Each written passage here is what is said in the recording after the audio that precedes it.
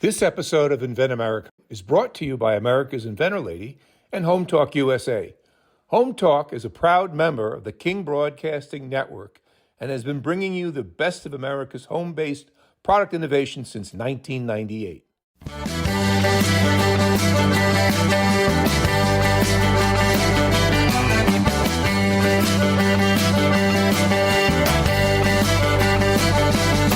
Broadcasting and streaming live all across America. This is Home Talk USA.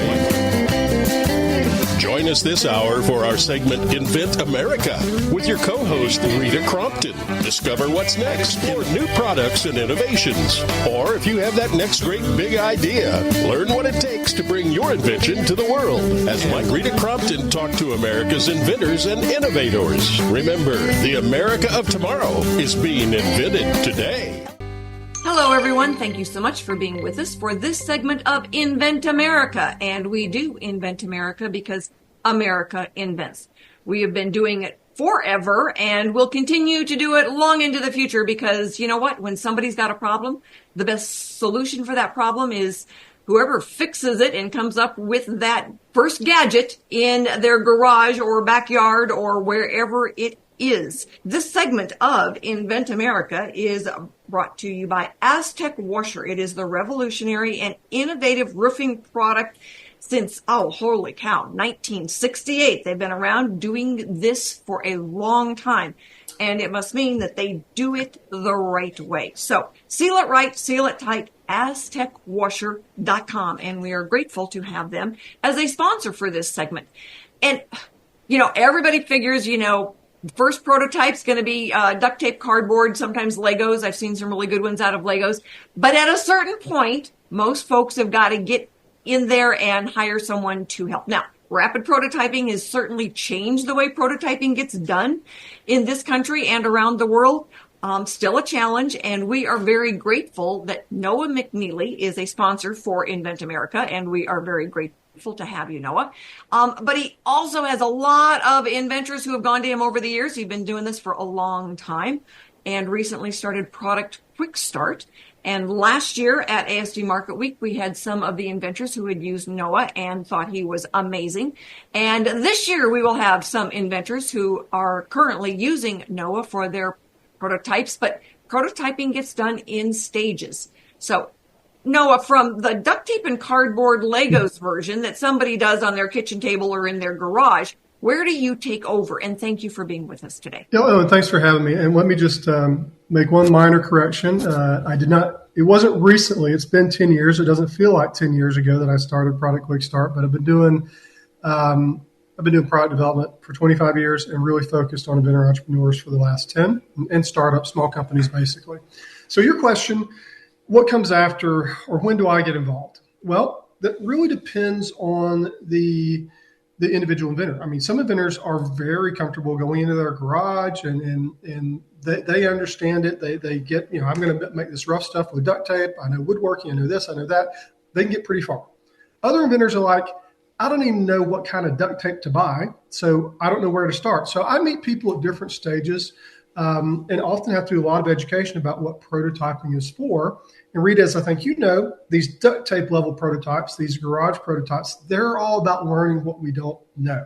So do we even know if the physics works? Do we even know, is the size right? If it's something that's going to go on the body, is it too big? Is it too small?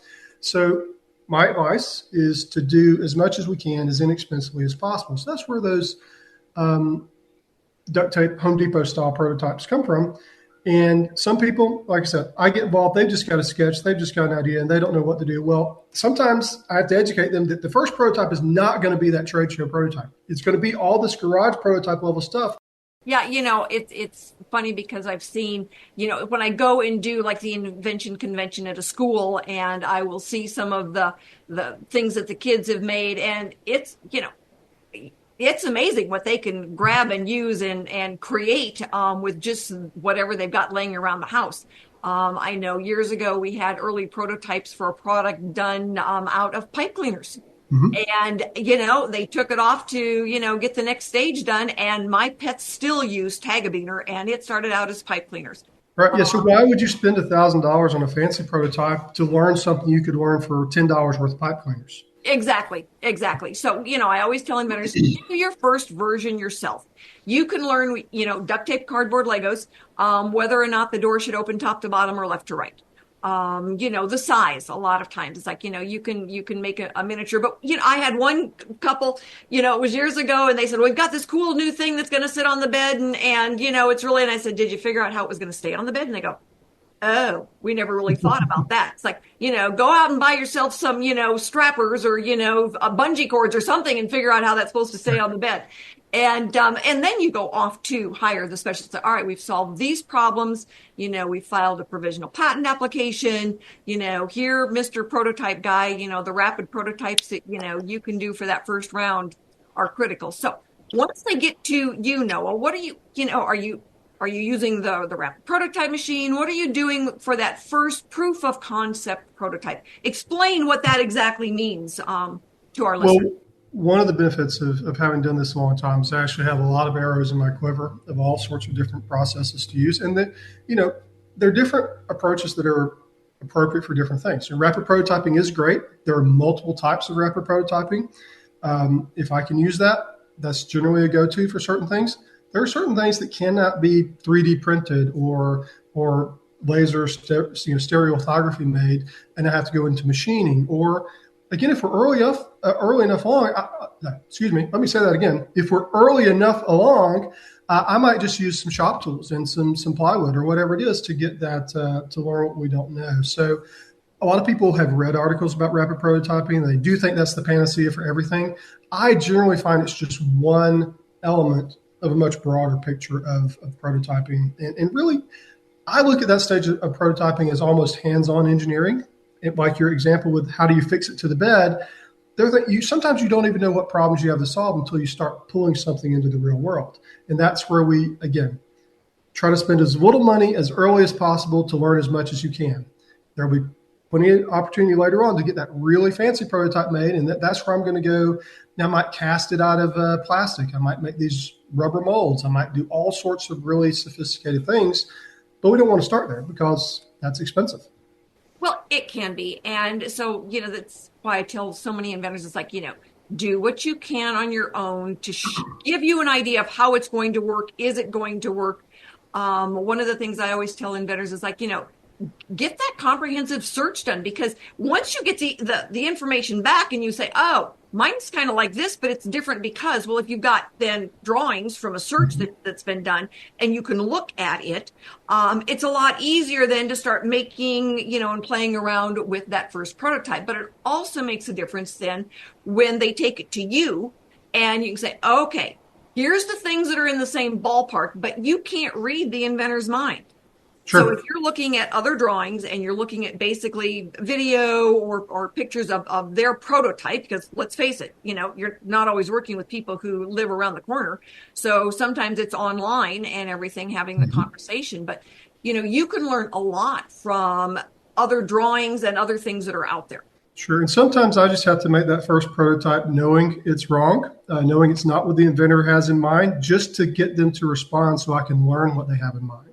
Sometimes it's just, that's the only way to communicate these things. I know I had an inventor. It's like, well, he just went and bought, types off of the shelf. And I said, well, for the first one, isn't it less expensive to buy parts and take them apart and put it back together the way you want it done than it is to start from scratch and charge you then thousands of dollars? It's like, oh, well, I never really thought about it from that point of view. It's like, right now we're saving money. Yep. And, if you're just crazy about spending that money, let me help you out. But in the time, if you've got to be frugal, let's be frugal and get it done. Yeah, stock traders would say keep some powder dry because you're going to need it later. I know. It's like, squeeze those pennies now because there's certainly going to be lots of ways that you can spend them later. And the hard thing for me is when somebody calls and says, well, I'm out of money, but I need to get this prototype done. It's like, I don't know what's going to happen with that one because I'm certainly not able to solve that problem for you. And it's like, oh, well, I spent, this much money getting a business plan done, but you don't have a business yet. Let's get the prototype done first so that we know what you've got.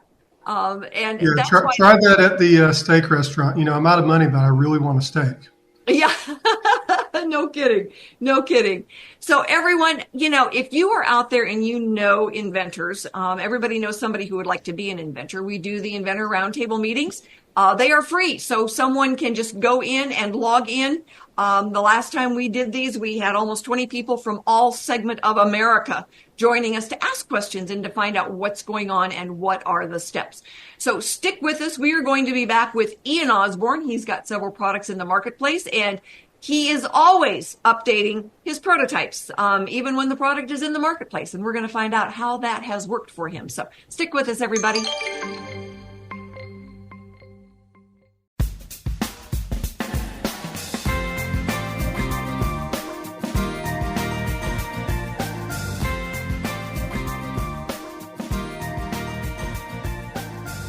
Hello, everyone. Thank you so much for being with us for this segment of Invent America.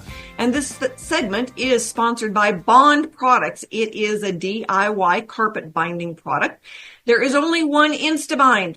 All right, bondproducts.com is where you would find it. It will help you fix any carpet that is starting to come up, get in the way, be detached, rug endings where they might get frayed. This is the perfect product to fix that. Bondproducts.com. I love this product.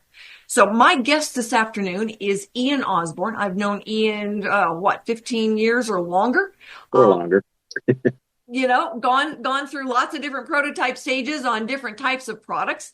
The one you are working on and looking to license now is a golf product, but your earlier technology played into this, correct? Correct. All right. So thank you so much for being with us this afternoon. Tell our listeners about your golf product. It is night golf at its ultimate. So our night golf product is night golf systems. And what we've done is we've taken standard glow-in-the-dark golf balls and we have designed a enclosure system that allows us to charge those golf balls in rapid succession at less than 90 seconds. And the balls will stay glowing for better than 12 to 14 hours after the fact. So wow. We're literally supercharging the golf balls past their excitation point. And when you open up the container and you look at the balls, it has that iridescent glow that looks very futuristic and sci-fi because it has gone past the point of a standard charge. November 21st, technology Kirby Center, Wilkes-Barre, featuring the platinum. Well, getting it out of your head into something three-dimensional is something you are very good at. Got a rapid prototype in the garage. And you've helped other inventors before get from that just best of basic do-wop, duct tape Saturday, cardboard November 21st, Kirby Center. More along the line of proof of concept. But talk about how that starts. I take my process of what I do in my head and I ask key trigger questions from clients, trying to get what's in their head to understand it, how I can see it in my head and envision it. And usually within, a minute or two, I can literally start relaying with a customer that, okay, this is what I'm picturing that you're asking for. And sometimes I'll sketch it out on paper and draw it out. And once we have a similarity of what they're wanting that they see in their head, and then I put it in mine and then come up with multiple solutions. Now, if they have a prototype, I'll take their prototype, whether it be, paper, sticks, pipe cleaners, as you said before. I will take that and I will formulate it in my head and look at the different ways it can be done in different materials. And based on that and my background, I will then turn around and make a sketch or do a three-dimensional drawing for the client and say, okay, this is what I envision is as close to what you're looking for. And then based on that, I'll either run it through one of my industrial machines and produce a prototype for them so that we can be on the same page, and then I can make tweaks from there. Well, it's amazing how Americans and, people everywhere invent. You're out in the field, your tractor breaks, and boy, you would better be able to, get it back together. And, wagon trains, if you couldn't fix it, you just were going to do, you're building your cabin right there where the wagon broke down because you weren't going to get any further. And, if they couldn't fix the ship when they were coming over, it was not a pleasant ending. Well, Americans are notorious for being able to, create the product they want in their backyard or their garage because they need it not next week, they need it right now. And I love it when we get going on that stuff. But your night golf is taking off on the technology from your LED lights that you put into these big stadiums and parking lots, correct? Correct. Right. I'm taking a proprietary blend of light in order to excite the golf balls to a specific range that is not like a typical flashlight or the sun. So we're able to produce a brighter, longer lasting product of the golf ball so that it literally will glow more than 1 hour or 10 minutes, which a lot of the things that I saw out on the market were very inadequate.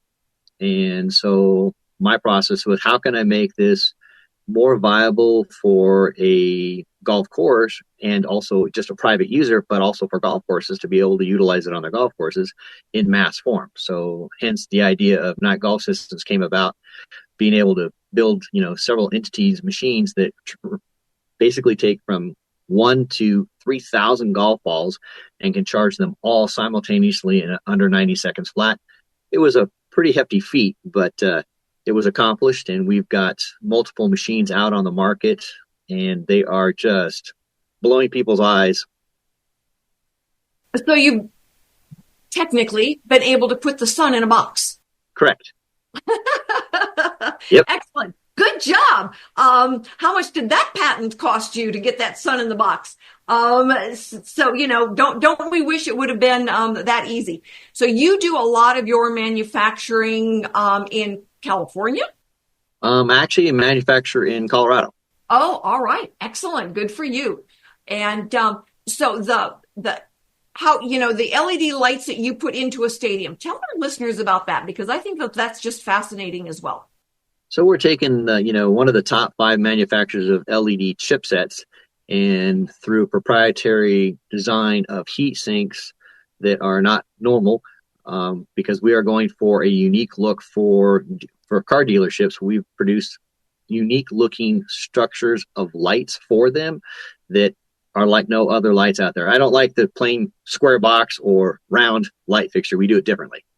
Excellent. Excellent. Well, Wild Ideas Light Co. is where you would go to look up some of the different products that Ian has invented and has in the marketplace. And Ian, that is the correct website, right? wildideaslightco.com? Correct. Yep. All right. And so you want to learn more about the high-tech LED lighting and the sun in the box. Go ahead and take a look at Wild Ideas Light Co. Stick with us, everyone. We have got another inventor coming up that has got some very cool new products and is more than happy to kind of walk through some of that prototyping stage with you as well. In the meantime, if you know anybody out there who's got a project they are working on that would fall into that innovation category, and they need a good service provider, we've got Noah at Product Quickstart, who is a great prototyper manufacturer. We have got good registered patent attorneys. And you know what? We can get you some information on that R&D tax credit and packaging and anything else that you might need as an inventor. We have got the service provider who is going to help you. So stick with us, everybody. We will be right back.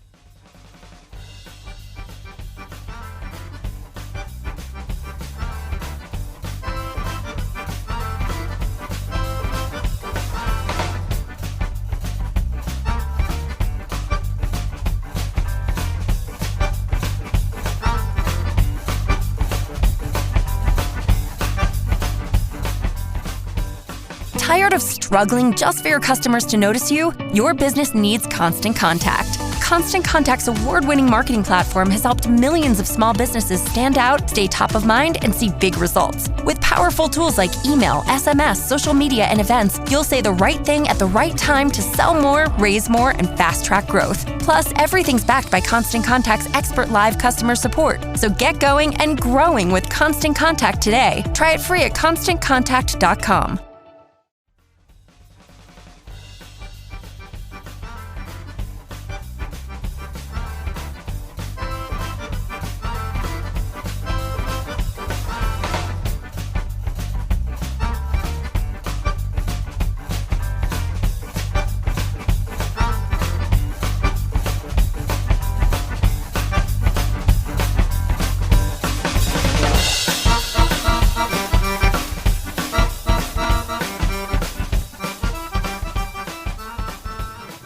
everyone. Thank you so much for being with us for this segment of Invent America. And it is because we invent in this country and file the intellectual property and get the prototypes made and go to a trade show. So our sponsor for this segment is ASD Market Week, and we are very grateful to have them as a sponsor. And it is the best show in America for consumer products. So ASD Market Week, we are very grateful.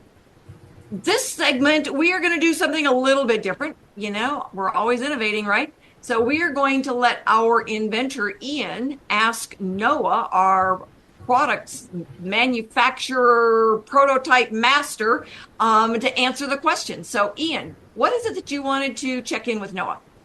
Actually, what I want to do is I want to key in on several things that Noah was pointed out in his, section, that, the difference between the proof of concept prototype and the manufacturing prototype, although they're ideally the same thing from the standpoint of a product outline, the main difference that he was trying to get people to understand was that when you have a prototype and the client looks at it, great. Hey, yeah, that's exactly what I want. But then the issue comes back from Noah looks at it from a standpoint of, okay, how do we manufacture this in a final product, even though the prototype, we can reproduce it over and over again? The issue is that manufacturing now becomes the number one entity for that product to be able to hit the marketplace. So I think one of the things that Noah was trying to get people to understand was that although they're in a sense the same, they're really not, but they're so close. Manufacturing comes down to the point of what is the most viable entity to be able to make that product, make it for a good price point, make it, the view of it, the texture of it. There are so many things that people don't realize that what Noah and I do is we take that concept. Yeah, it might be a rough concept, polished wood, but is that what the client wants or is that what the public wants? So either there are focus groups out there that will then look at the products and say, oh, yeah, if it had a little bit of texture to it, it would be easier to use or it would look better. That's one of the things that we look at. And that was what Noah was pointing out, but in a different wording. That there in itself makes it important. And that's part of the stages and i.e. the feedback that we get. And I think that Noah can point out that all of this is the advice that we can give the client, but we also have to need to listen to the client at the same time so that we can formulate something that they can look at and go, oh, I never thought of it that way. Maybe it would work better. That's where Noah and I come in. And I think, Noah, you might be able to agree or put a little bit more emphasis on some of the stuff. Sure. So there's a lot to unwrap there. I'm going to start with one of the last things you said first and work backwards. So, yeah, you're absolutely right. It is important for the product developer. In my case, I'm a designer, an engineer, and a prototyper and manufacturing coordinator. So I kind of help people through the whole process. But it is very important for me to listen to what the client's trying to do. But that's also a two-way street. It's also important for the client to listen to what I or you have to say, because at the end of the day, I'm here to provide the best advice I can. And if you disagree with me, that's okay. But, the laws of physics and economics are what they are. I can't change those. Now, we can disagree on should it be red or blue. That's fine. That's your call. At the end of the day, how big it should be, that's your call as a client. But you can't tell me that, it's a $10, it's got to be made for $10 when you've got $30 worth of materials in there. There's only so much I can do with that. So Working back to the beginning, there are different levels of prototype. And the way I look at it is, actually, I don't even want to say that. It's really more of a continuum of prototyping throughout the process. And as we move through, it's about learning what we don't know. At the first stage, I don't really need to learn, should it be a really fine texture, or should it be a really smooth texture, or should it be a rough texture? That's easy. We'll figure that out later on. I need to learn, is it too big? Is it even going to do what you think the physics say it's going to do? So again, we'll go back to those rough prototypes, and then we work all the way through. Ultimately, we do get to this prototype that should reflect factory production methodology. Now, it may not be made exactly the way the factory production methodology will be made, because we're not going to go out and buy a $5,000 mold to injection mold something on a prototype typically. But we need to reflect that so that that prototype you're showing at a trade show or you're further evaluating, it's 99% the same as what's going to come off that factory assembly line. Yep. A friend of mine that I worked with a long time ago, more talking about design, but also really relates to the rapid prototyping and prototyping in general. She said that you can draw unicorns all day long, but that doesn't mean you can make one. And I think a lot of people look at 3D printing as, oh, I 3D printed it, so that means I've got to be able to manufacture it, right? Well, no, because in 3D printing, you don't have a lot of rules you have to follow. You can 3D print a lot of shapes that you would never be able to mass produce. So yeah, if you want to 3D print every one, they're all going to cost $20 a piece or $10 a piece. We could do that. And I actually have clients that's their business. They do 3D print their entire product line, and that works in their business, their niche, their market. Most of the time, we've got to get it to the point where a factory is producing 3,000 of these at a time, 5,000 of these at a time, 1,000 of these at a time. Just depends on what it is, and without following those manufacturing rules for injection molding or making sure assembly's easy and reasonable, or sheet metal bending, all the different rules that have to go into it, we never get to that mass production level. So, yeah, you can 3D print a unicorn, but you can't actually manufacture one. So I want to add in here a couple of parameters for our listeners too. Is that when it comes to pricing, the consumer is the determiner. All right, because I get inventors that say, well, yeah, all right, so the average product in this category is $10, but I'm going to charge $25 for mine. You might want to charge $25 for mine. It doesn't mean anybody's going to buy it at $25.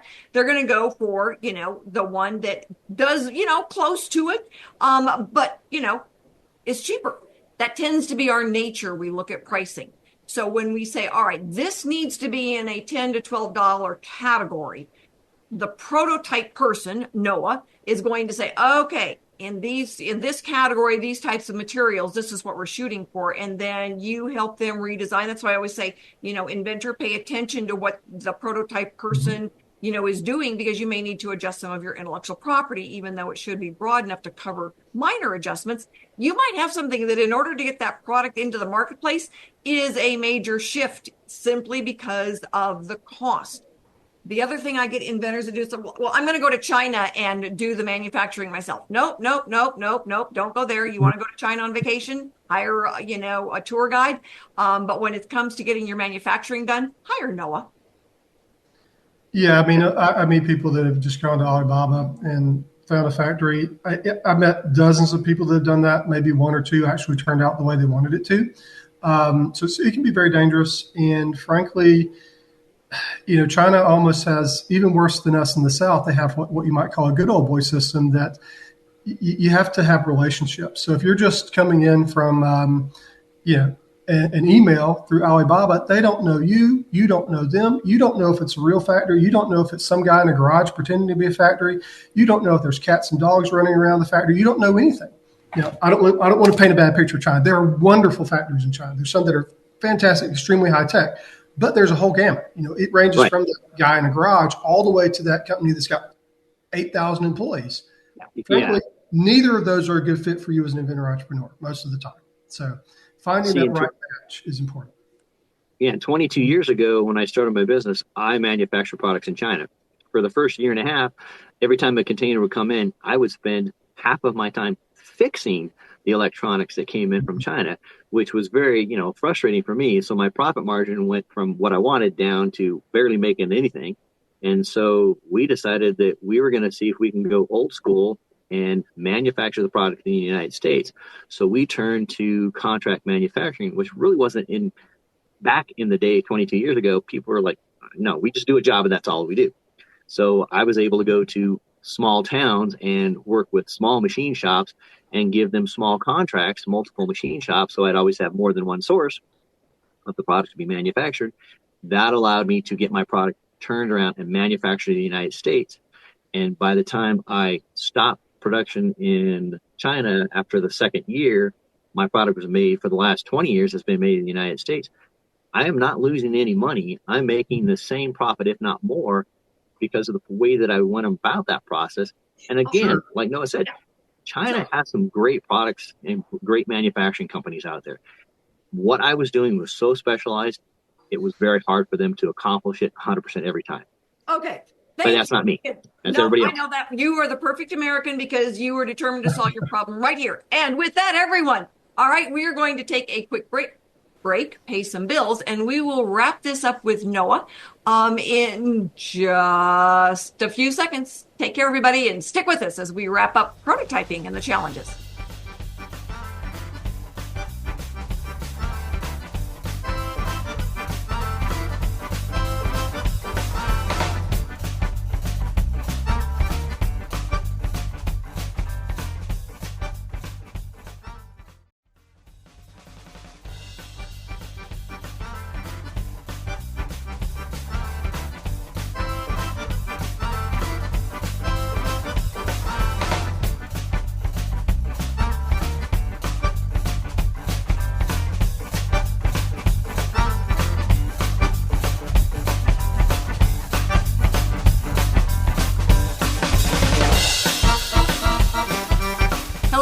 Thank you so much as we wrap up this segment of Invent America for being with us so we can, finish up our conversation on the challenges of prototyping.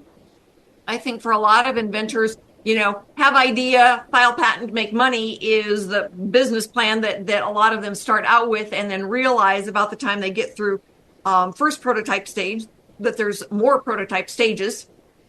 And holy cow, then when they get to marketing, that's a whole nother cranky animal for the inventors. But, the prototyping stage, a lot of them don't realize that, you get a really cool prototype now, the proof of concept, you can see exactly how it works.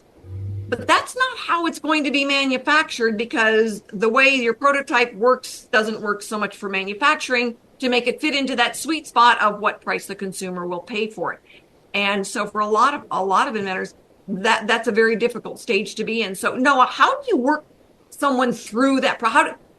How do you work to prepare them to understand what's coming? And then how do you get them to make that leap when they're there? Wow. You told me these were going to be easy questions. It depends on the person, and sometimes I feel like I do a lot of counseling in addition to design, engineering, and prototyping work.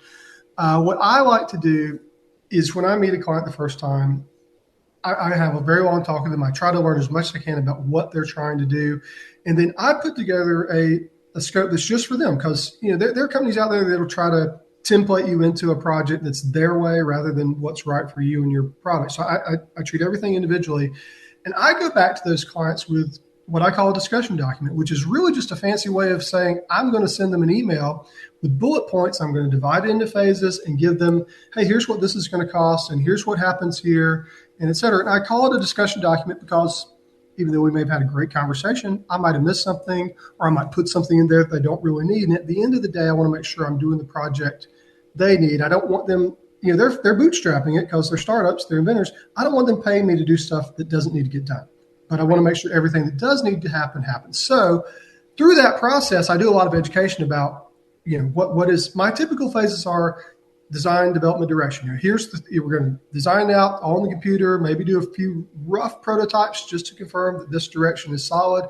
That's very interactive, show them a lot of options, work with them to pick the right one, refine it, et cetera.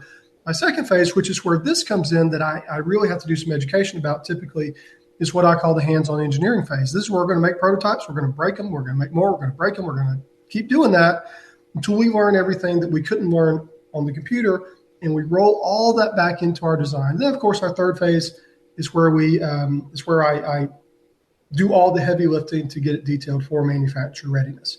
Right. But it's really an education process. I mean, I've learned that over the years that it is. And it makes, for a lot of the inventors that go to ASD Market Week with us, a good number of them are going with just that fairly early stage, not the duct tape and cardboard prototype, but certainly the proof of concept prototype. And they learn a lot. They can ask a lot of questions. People give them feedback on the way something is working. So then when they go back for that next stage of prototyping, say, oh, these were some of the questions that we ran into at the trade show. It would be better if it were, did this. It would, let's add this part to it. And so you worked with inventors. I know you worked with inventors, that came back from the show last year that said, oh, let's make these improvements. Let's do it this way. And for a lot of them, getting that feedback from professionals in that industry makes a huge difference. Oh, absolutely. That's extremely valuable. And that's something you want to learn now before we make 5,000 of these. If you learn it after you get 5,000 on the market, well, you've already paid for 5,000 units. You can't fix that then. So you can do a next generation. That's fine. The more we can learn, I often say prototypes are about learning what we don't know. And in that case, it's not just whether it works or not. It's also whether it works for the market, for the consumer, et cetera, from the standpoint of, is this something someone wants to buy? Is it going to be at the right price for the problem we're solving for them? I meet people, sometimes they've got a $100 solution for a $5 problem, and that doesn't work, So all those other points of view, a prototype and demonstrating that with people, it can help you learn those things that you don't already know. And then we can make adjustments. We can fix the plan and move forward. Absolutely. And all right, so, we've kind of talked through this, but I get inventors that want me to help them license their product based on renderings rather than prototypes. And, I always tell them, I'm sorry, but if that's not the way it works, you can do renderings of life on Mars. It doesn't mean that there is life on Mars. And it's like, you can do renderings of me hanging from this tree outside my deck. Not going to happen. And so the proof of concept prototype is a critical stage in the evolution of a product. Yeah, I would say your potential success rate is, it's an order of magnitude. It's tenfold more likely if you have a prototype you can demonstrate. Now, there are some inventions you really can't demonstrate as well with a prototype. I did a project one time for a surgical thing that's going to be like tiny. It's going to be like 3 millimeters long. We still made a prototype of it, but a much bigger scale version just to demonstrate it. But it couldn't demonstrate everything that product did. So some renderings did come into play. And sometimes you partner those things together. You prototype what you can. Hey, it's ugly. It does what it's supposed to do. But then we got this really pretty picture of this is what it's going to look like when it's all done. That's okay. But you really need something physical. You really do. It's very difficult to present something at a show that people can't touch, push, make it work.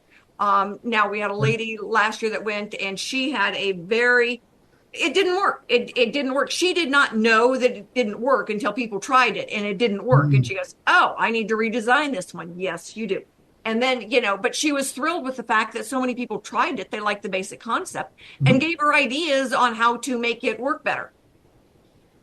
And it's about learning what you don't know. And that's something she didn't know. And that prototype helped her learn that.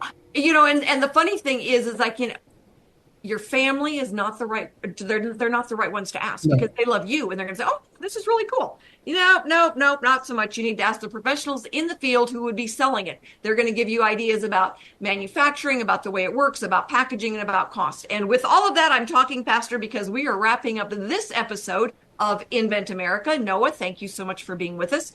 And again, if you know anybody out there who's got an idea, working on a product, have them get in touch. I do answer my phone and I do return my emails. Thanks everyone for joining us today. We will be back next week with more stories on getting products from mind to market. We will have new inventors and industry experts. So join us and have a wonderful week.